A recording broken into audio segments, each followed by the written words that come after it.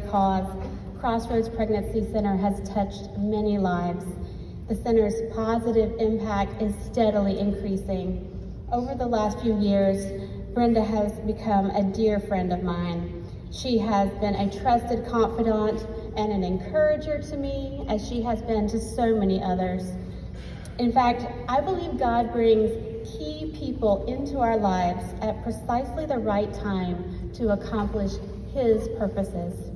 Brenda has asked me to share my testimony about that. You see, believe it or not, God brought Dr. Carson into my life 28 years ago when I was just a college student. In high school, I participated in a church mission to Guatemala. There I saw a family practice doctor who was working in the inner city slums, meeting the needs of the people, and I decided I wanted to be like her when I grew up. So I started college with the intent of becoming a physician, but as a struggling sophomore, my vision waned. I questioned God's calling on my life. I slipped into a depression and just didn't know if I had the right stuff to go to medical school. But my grandmother helped me to secure a physician mentorship with her own family practice physician, Dr. Clay Powell, down at Florida Hospital, a Seventh-day Adventist hospital in Orlando. My grandmother also gave me a copy of a book entitled Gifted Hands, written by Dr. Ben Carson.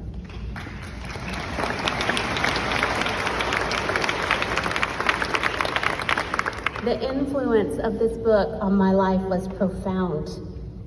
I read about a young man who grew up in some difficult circumstances, but God had plans for him. He had gifted Ben Carson with some special talents. Dr. Carson had the courage to dream big.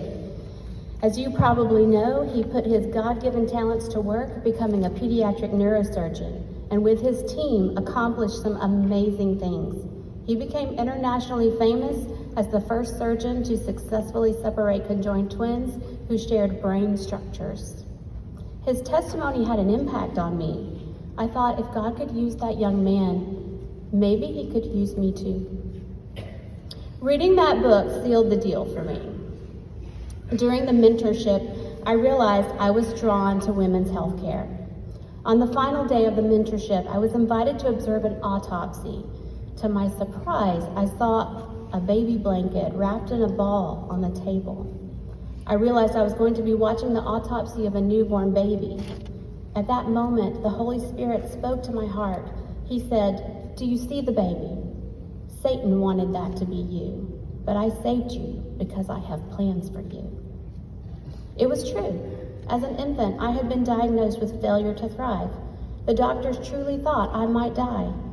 But my parents prayed, God intervened, and He spared me. If you have wondered if God has a plan for you, He does.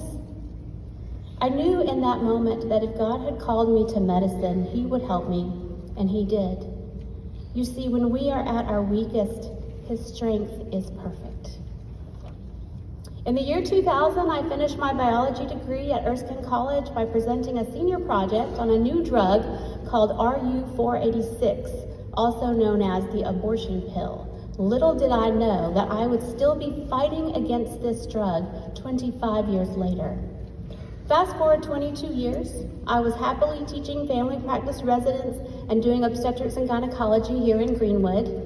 I was home on maternity leave with my sweet adopted baby girl when Dr. Dave Seeley called me up and asked me to go testify to the South Carolina Senate in support of a pro-life bill. I had never done anything like that before, but if you know Dr. Dave Seeley, you know he's the kind of man for whom you have so much respect, you cannot say no. So I agreed to go, and that's how I met Brenda at the state capitol.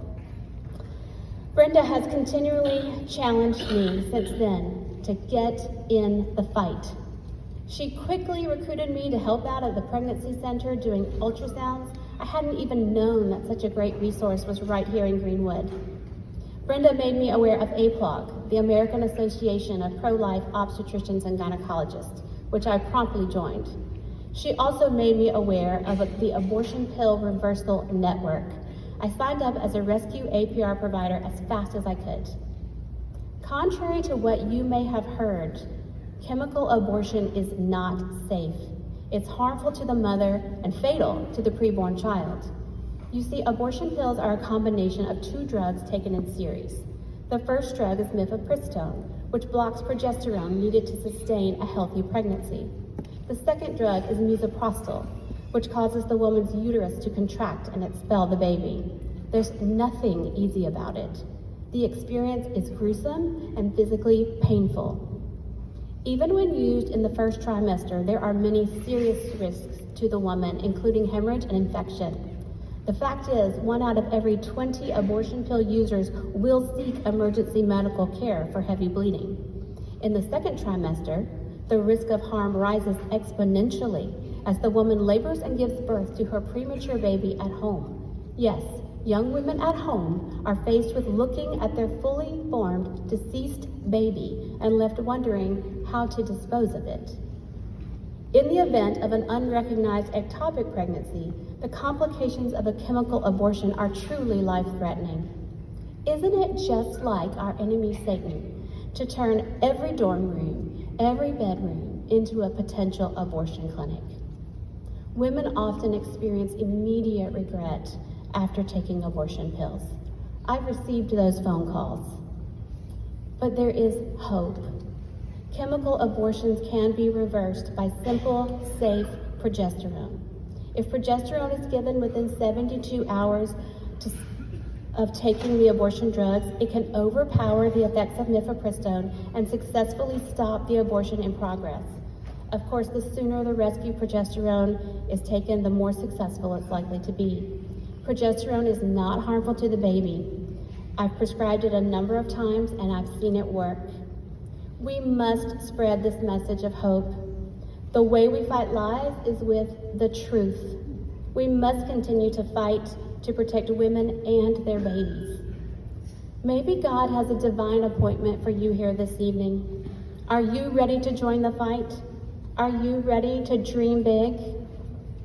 I know you are going to be inspired when you hear from Dr. Carson.